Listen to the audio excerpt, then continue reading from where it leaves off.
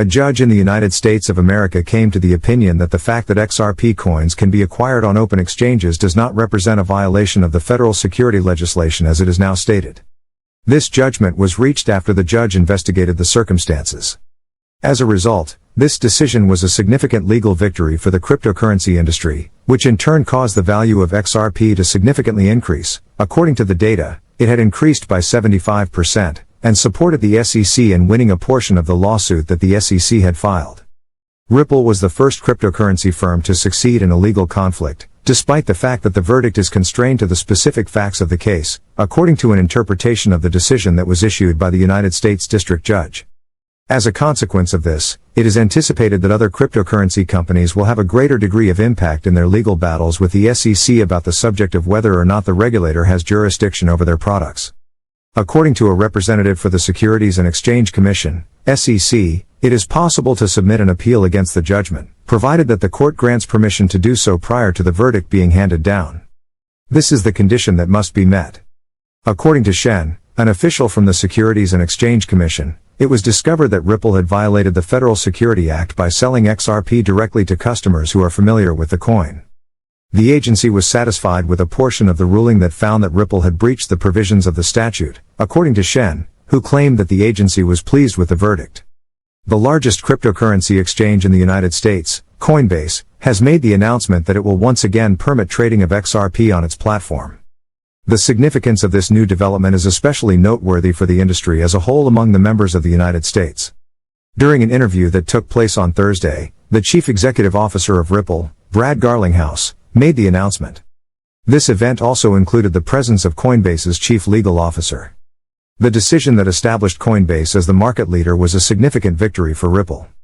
The founders of Ripple created XRP in 2012, and Paul Gall provided some information about the best time to sell it. The S published this information after finishing the investigation. The study resulted in a 24% increase in the price of Coinbase shares, which had reached $107 per share by the time it was over. So, an unregistered security transaction with a value of $13 billion has been alleged to have been carried out by the corporation, as well as by its current and previous chief executive officers.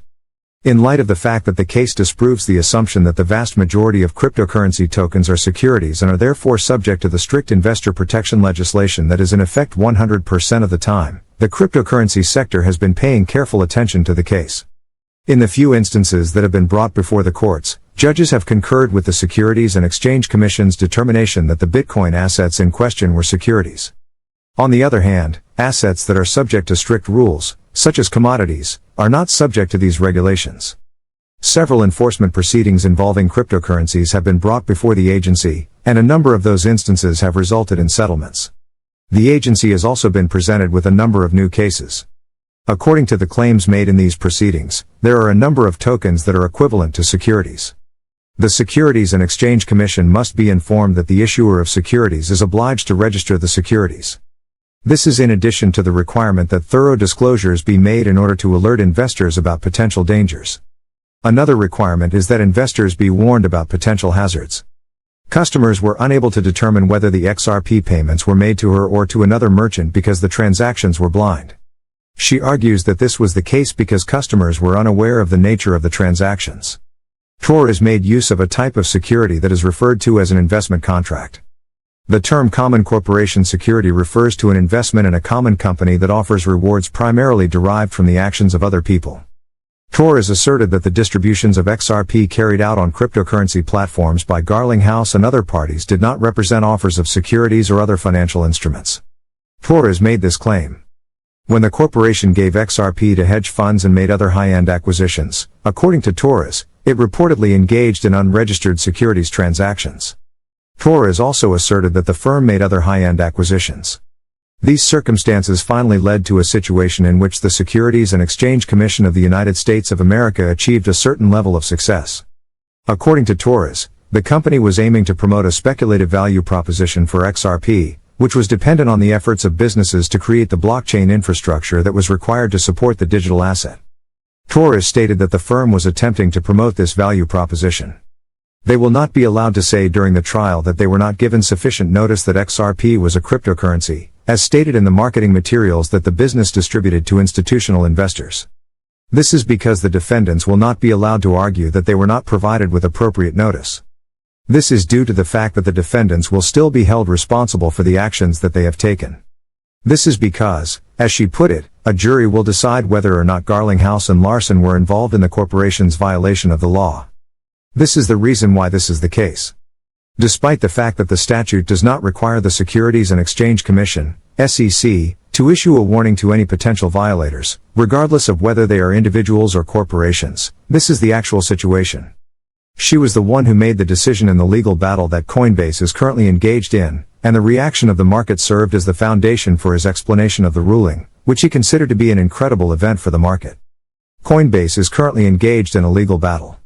Following the decision, the most significant concerns that have been raised concern the legal requirements for registration as well as the question of whether or not specific digital assets are regarded as securities according to this act.